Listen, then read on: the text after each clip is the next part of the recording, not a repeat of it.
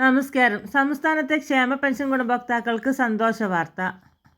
സംസ്ഥാനത്ത് 62 ലക്ഷത്തോളം പെൻഷൻ ഗുണഭോക്താക്കൾക്ക് 3200 രൂപ വീതം ലഭിക്കും. 2 ഗഡു ക്ഷേമ പെൻഷൻ കൂടെ അനുവദിച്ച് സർക്കാർ. സാമൂഹിക സുരക്ഷാ ക്ഷേമനിധി പെൻഷൻ ഗുണഭോക്താക്കൾക്ക് 2 ഗഡു കൂടി അനുവദിച്ച് സർക്കാർ. പെൻഷൻ വിതരണത്തിനായി 1604 കോടി അനുവദിച്ചതായി ധനകാര്യമന്ത്രി കെ.എൻ. ബാലഗോപാൽ അറിയിച്ചു. 62 ലക്ഷത്തോളം പേർക്ക് 3200 രൂപ വീതം ലഭിക്കും. വെള്ളിയാഴ്ച മുതൽ ഗുണഭോക്താക്കൾക്ക് പെൻഷൻ ലഭിച്ചു തുടങ്ങും എന്നുള്ളതാണ് വിവരം. 26.62 ലക്ഷം പേരുടെ ബാങ്ക് അക്കൗണ്ടുകളിലേക്ക് തുക എത്തും.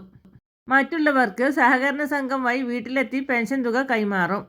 ജനുവരി മാസത്തിലെ പെൻഷൻ തുകയോടൊപ്പം കുടിശ്ശികയായിരുന്ന ഗഡുക്കൾ 1 ഗഡു കൂടിയാണ് ഇപ്പോൾ അനുവദിച്ചിട്ടുള്ളത്.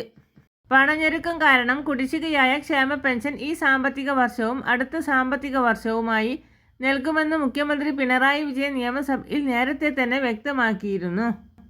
ആദ്യ ഗഡു ഓണത്തിന് നൽകി. ഇപ്പോൾ 2ാം ഗഡുവാണ് വിതരണം ചെയ്യുന്നത്. കൂടുതൽ പെൻഷനും മറ്റു സർക്കാർ അറിയിപ്പുകൾക്കുമായി നമ്മുടെ ചാനൽ സബ്സ്ക്രൈബ് ചെയ്യുവാൻ മറക്കല്ലേ.